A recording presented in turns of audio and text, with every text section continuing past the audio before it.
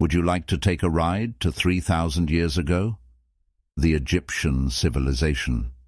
They lived mostly along the Nile River because it was the primary source of water for drinking and growing crops.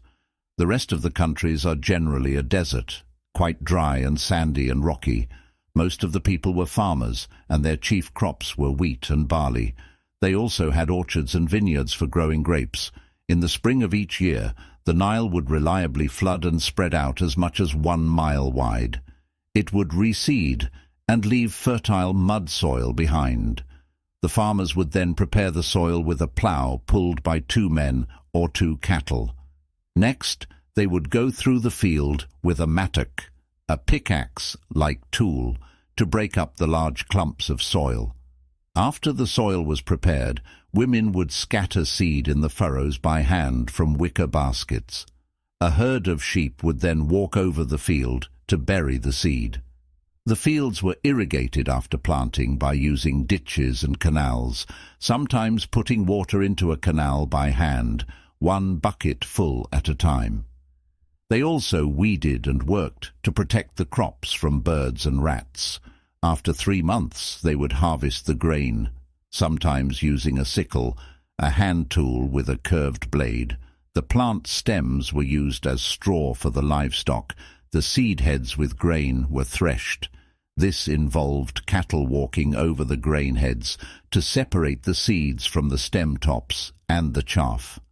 The farmer would then use a large fork-shaped tool to throw the grain into the air, and the wind would blow away the chaff. The seed would fall to the ground and be collected. The grain was then ground to make flour for bread. Some grain was also used to brew beer.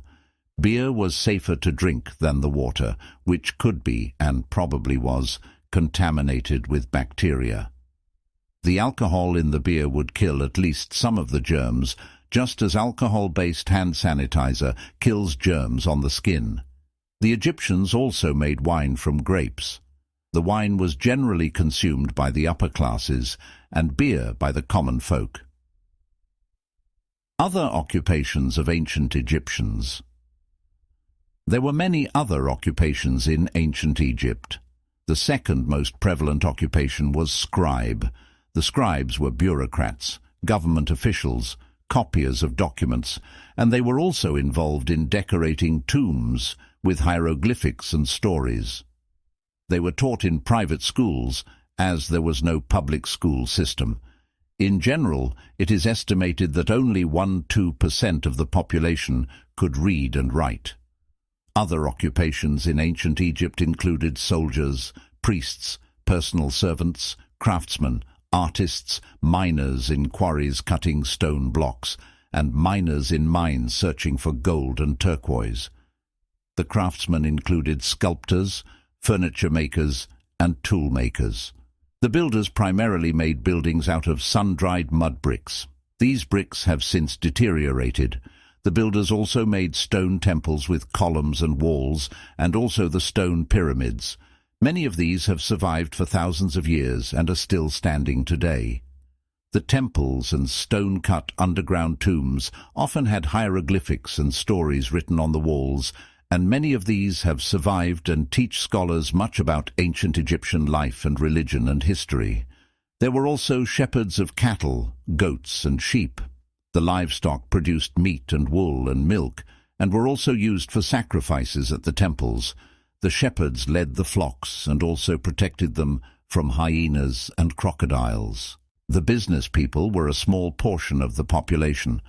There was no money in ancient Egypt until approximately 300 BCE, so business was done by bartering, exchanging objects for other objects. Some of the businessmen were involved in international trade, which included copper and tin, tall lumber and spices. Egypt was a large exporter of grain. Due to the water of the Nile and the fertile soil along the river, Egypt was able to grow more food with less manpower than any other country at the time. Mining was considered the worst occupation because the work was exhausting and they worked in dusty, dark and dangerous conditions. Workers in the quarries cut stone blocks out of rock formations of limestone and sandstone primarily.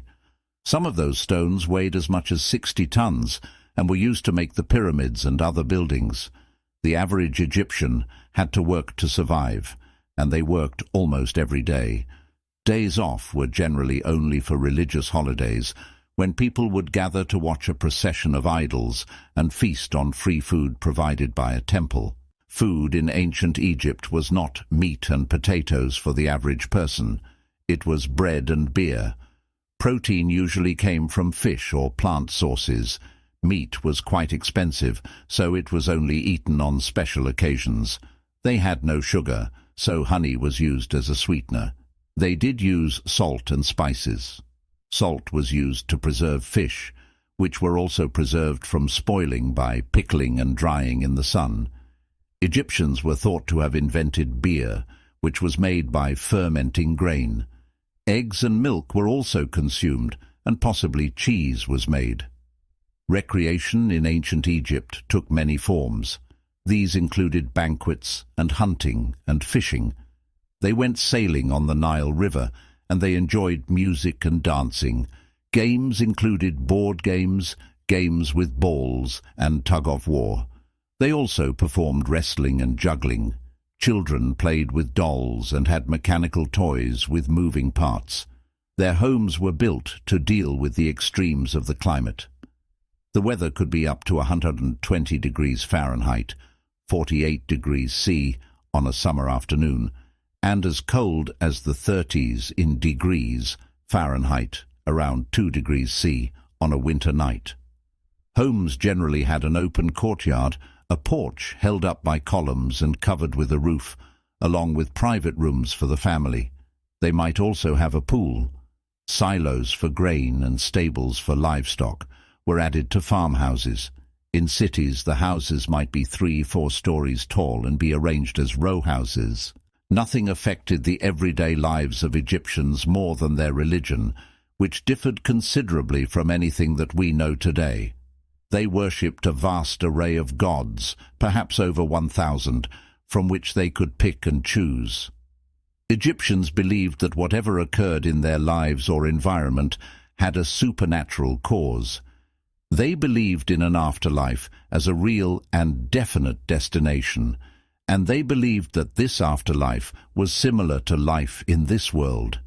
Attaining eternal life did not require performing any good acts, but it simply required doing no wrong.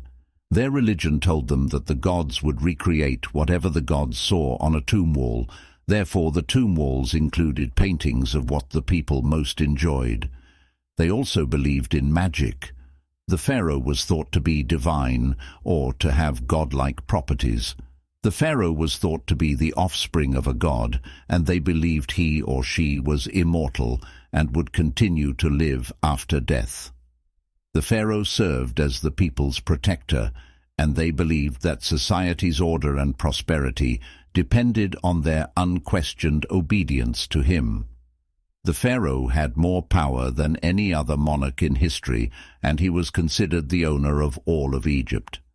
The lowest class of society produced the goods used in trade, and therefore provided the means for the entire culture to thrive. These peasants also made up the labor force which built the pyramids and other monuments of Egypt. When the Nile River flooded its banks, farming became impossible, and the men and women would go to work on the king's projects.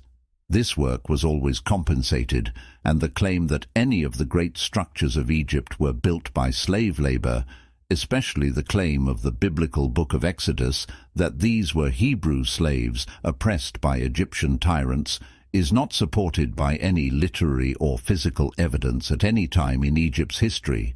The claim by certain authors, such as Egyptologist David Rohl, that one misses the evidence of a mass enslavement of Hebrews by looking at the wrong time period, is untenable, since no such evidence exists, no matter what period of Egyptian history one examines.